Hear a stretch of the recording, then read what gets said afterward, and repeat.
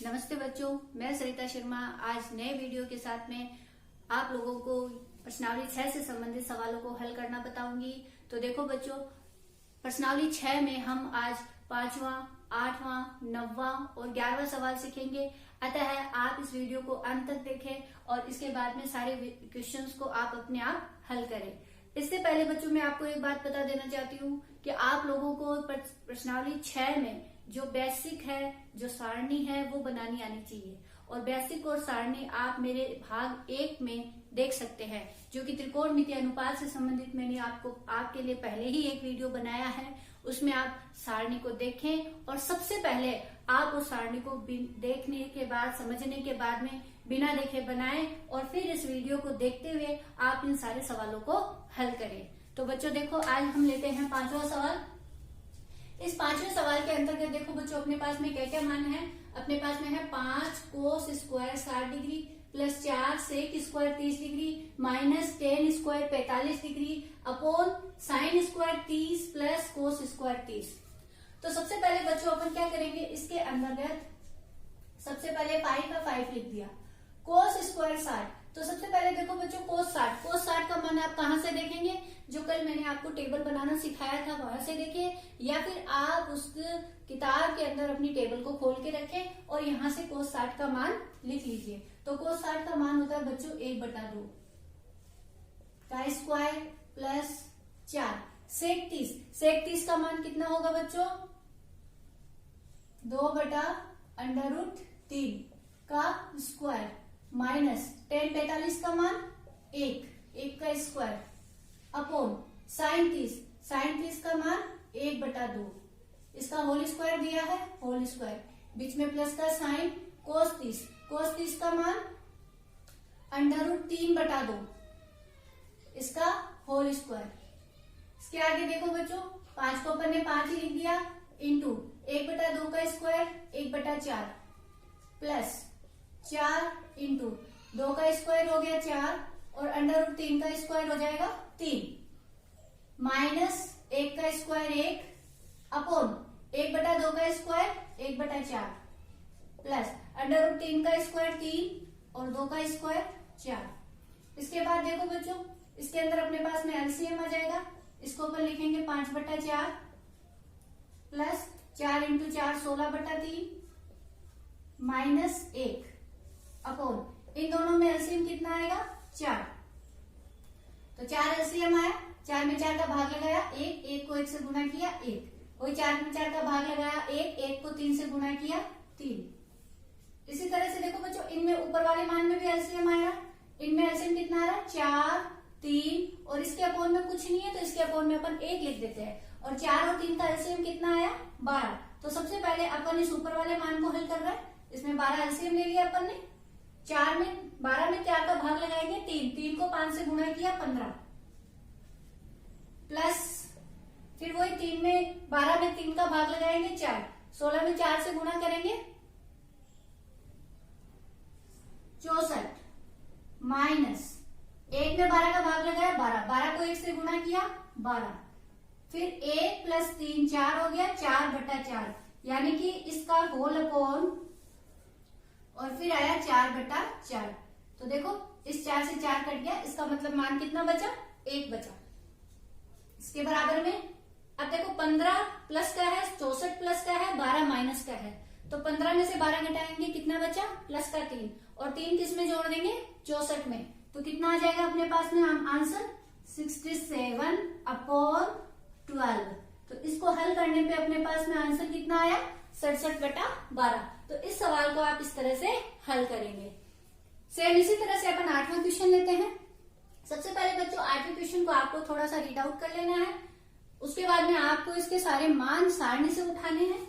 सारणी से अपन इनके मान लिखेंगे। तो 10 60 का मान कितना होता है √3, इसका होल स्क्वायर है तो √3 का स्क्वायर प्लस 4 साइन 45 का मान कितना होता है 1/√2, इसका भी होल स्क्वायर है तो इसका भी स्क्वायर कर दिया प्लस साइन 90 का मान कितना होगा 1 का स्क्वायर अपॉन वही सेक 30। इसके बाद में देखो बच्चों ऊपर लिखेंगे 3 सेक स्क्वायर 30 का मान 2/√3 का स्क्वायर प्लस कोसेक 60 का मान कितना है 2/√3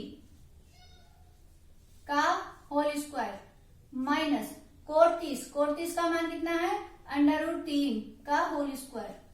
इस तरह से सबसे पहले अपने को ये सारे मान लिख लेने हैं। उसके बाद में देखो √3 का स्क्वायर कितना होगा 3 प्लस 4 इंटू 1/√2 का स्क्वायर कितना होगा 1/2 प्लस 1 अपॉन 3 2 का स्क्वायर 4।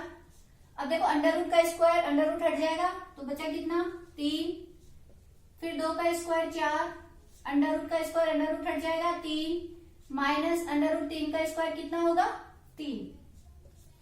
इसके बाद में अपन यहां लिख लेंगे 3 और 1 जुड़ के कितने हो गए 4 और 2 के पाड़े से इस 4 को काटेंगे कितना बचा 2 4 प्लस 2 अपॉन यहाँ पे इस 3 से ये 3 कट गया तो यहाँ कितना बचा 4 में से 3 घटाएंगे कितना बचा 1 तो 1 प्लस 4/3।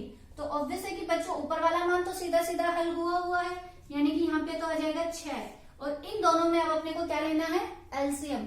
तो यहाँ पे एलसीएम कितना आएगा 1 और 3 का एलसीएम कितना आया 3 आया। 1 में 3 का भाग लगाया 3 को 1 से गुणा किया 3 प्लस 3 से 3 कट गया 4 ये 3 आपका इस 6 से गुणा हो जाएगा तो 6 इंटू 3 और ये 3 और 4 जुड़ के कितना हो गया 7। तो आंसर हो गया 6 इंटू 3 18/7। तो ये आपका आंसर हुआ। तो इस तरह से बच्चों इस सवाल को पूरा हल करना है समझना है और एक बार आप बिना देखे भी हल करें। उसके बाद में आपका आता है 90वां सवाल। 90वें सवाल में है देखो बच्चों sin 30। सबसे पहले sin 30 का मान लिखना है अपने को। sin 30 का मान कितना है आप टेबल से लिख लीजिए 1/2 माइनस sin 90 का मान 1 प्लस cos 0 का मान भी 1 अपॉन tan 30 का मान 1/√3 इंटू tan 60 का मान भी √3। इस तरह से लिख लिया अपन ने सारा मान।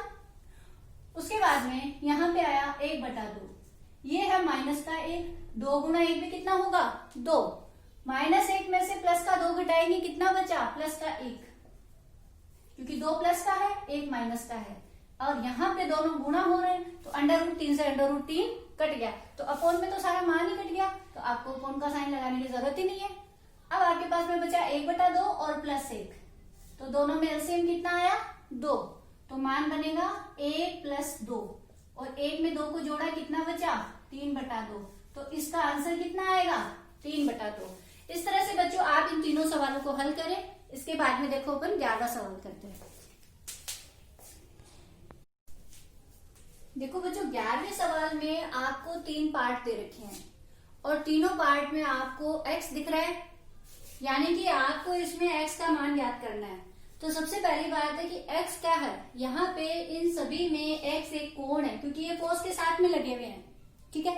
तो सबसे पहले अपने को इसको पैरेलल लेते हुए इन मानों को हल करते हुए कोस अगर इधर कोस है तो इसके बराबर भी अपने को कोस का ही मान लाते हुए इसको हल करना पड़ेगा ठीक है। तो थोड़ा सा देखो अपन इसको शुरू से हल करते हैं और इसके अंदर जो प्रोसेस है उस प्रोसेस को अप्लाई करते हैं।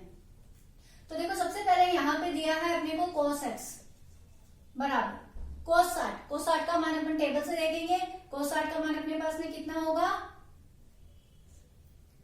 1/2 cos 30 का मान भी कितना होगा √3/2 प्लस का निशान sin 60 का मान कितना होगा √3/2 और sin 30 का मान कितना होगा 1/2। सबसे पहले अपन ने सारा मान रख लिया। मान रखने के बाद में अपन थोड़ा सा इसको रीअरेंज कर लेंगे। 1 को √3 से गुणा किया √3 2 इंटू 2 4 फिर √3 और 2 इंटू 2 4। देखो बच्चों ये दोनों मान एक जैसे हैं तो इनको अपन ऐसे भी लिख सकते हैं 2 गुना √3/4 लेकिन ज्यादातर बच्चे कहते हैं कि इसको ऐसे कैसे लिख दिया तो अपन इसमें एलसीएम भी ले सकते हैं। जैसे मैंने इसमें एलसीएम लिया 4 तो √3 प्लस √3 ऑब्वियस है दिख गया आप तो कि ये दोनों जुड़ सकते हैं।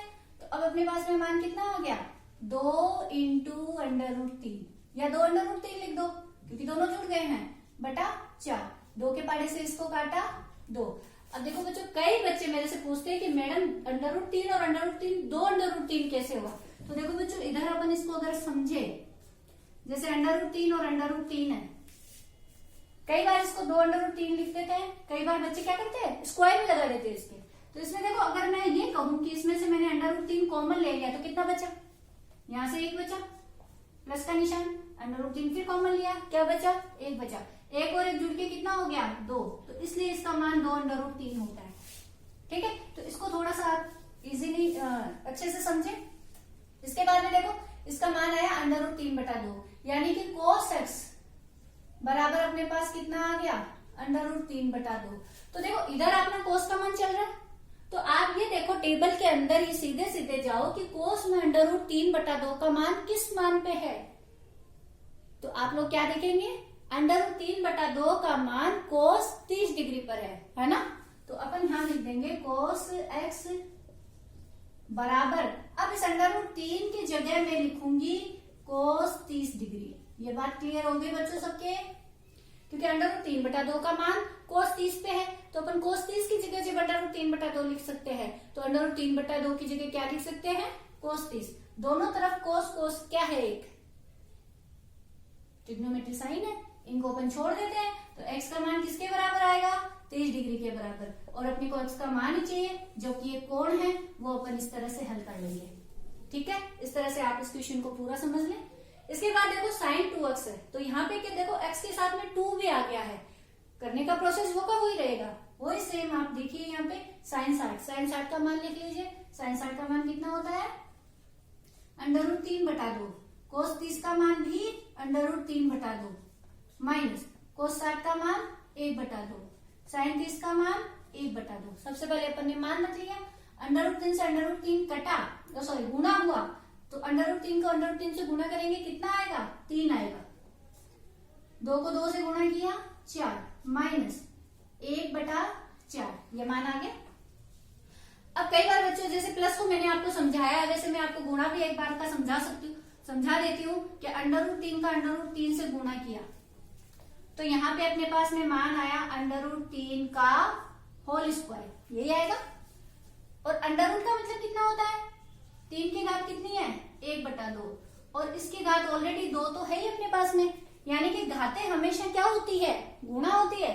तो अपने पास में यहाँ मान आ जाएगा 3 की घात 1/2 इंटू 2, 2 से 2 कट गया, तो 3 की घात कितनी बची, 1, यानी कि क्या मान बचा, 3 बचा। तो यहाँ पे √3 को √3 से गुणा करेंगे तो मान कितना आया अपने पास में, 3। इसके बाद देखो, इसमें अपने पास एलसीएम आएगा 4, तो ऊपर मान आ गया 3 माइनस 1, क्योंकि 4 से 4 कट गया तो 3 उतर गया, फिर 4 से 4 में भाग लगाया, कट गया तो 1 आ गया। 3 में से 1 घटाया, 2/4, और 2/4 यानी कितना मान हुआ, 1/2। अब इधर चल रहा है अपना साइन, तो साइन वाली लाइन में ही आप देखो टेबल के अंदर कि 1/2 कितने पे है, कितने पे है, 30 डिग्री पे, है ना।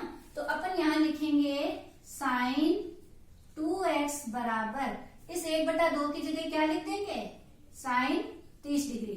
वही दोनों तरफ साइन साइन ट्रिग्नोमेट्रिक साइन है, इनको छोड़ देंगे, तो अपने पास में कोण कितना बचा, 2x बराबर 30। तो 2x बराबर 30 है, तो x बराबर कितना आ गया, 30/2, यानी कि 15 डिग्री। तो इस तरह से x का मान अपने पास कितना आएगा, 15 डिग्री। इस तरह से अपन इस सवाल को पूरा हल कर लेंगे। इस क्वेश्चन में क्या है डिफरेंस, कि इसमें x का गुणांक भी 2 है, फिर उसके बाद में ट्रिग्नोमेट्री साइन 10 का है, और उसके बाद में √3 भी है। वैसे तीनों क्वेश्चन लेने का मेरा यही मकसद है कि आपके तीनों क्वेश्चन में थोड़ा डिफरेंट है। तो सबसे पहले देखो अपन बच्चों, इसके लिए वही सेम प्रोसेस, सब कोणों के मान रख देंगे। तो साइन 30 का मान अपन रखेंगे 1/2, साइन 45 का मान 1/√2, कोस 45 का मान भी 1/√2, साइन 90 का मान 1। मान रखने के बाद इसको थोड़ा सॉल्व कर लेंगे। 1/2, √2 से √2 गुणा होगा तो क्या बन जाएगा, 2 बन जाएगा, फिर प्लस का 2, वही एलसीएम लेना है अपने को। तो 2 से 2 2 का भाग लगाया 1, 1 को 1 से गुणा किया 1, फिर 2 का 2 को भाग लगाया 1, 1 को 1 से गुणा किया 1। इसके बटे में क्या है 1 है, 1 का 2 में भाग लगाया 2, 2 को 2 से गुणा किया 4। तो 4 + 1 + 1 यानी कितना आया 6/2। 2 के पाड़े से इसको काटा, मान कितना आया 3। और इधर अपना मान क्या चल रहा है √3 tan 2x and then tan 2x this equal to 3/√3। अब बच्चों देखो जब अपन 3 को क्या लिख सकते हैं √3 × √3 लिख सकते हैं ना, मैंने पहले ही आपको बताया था। तो 3 को अपन लिख देंगे √3 मल्टीप्लाई बाय √3 होल अपॉन √3। √3 से एक √3 कट गया तो अपने पास क्या बचा √3, यानी कि tan 2x this equal to tan √3 कितने पे है 60 डिग्री पे, तो tan 60 डिग्री, क्योंकि यहाँ पे क्या बचा था अपने पास में √3। तो tan वाली टेबल में ही अपन देखेंगे √3 का मान कितने डिग्री पे दिया हुआ है 60 डिग्री पे दिया हुआ है। tan से दोनों तरफ से छोड़ देंगे तो अपने पास में मान क्या बचा 2x इक्वल टू 60 डिग्री। तो x इक्वल टू कितना आ जाएगा 60/2 और 2 से 60 को काट दो तो x का मान अपने पास में आ जाएगा 30 डिग्री। तो इस तरह से इसके अंदर अपने पास में x का मान कितना आएगा 30 डिग्री। तो बच्चों आज आप लोग इन सभी सवालों को हल करें और समझें, और इससे पहले आप बेसिक और सारणी बनाना जरूर सीखें। थैंक यू बच्चों।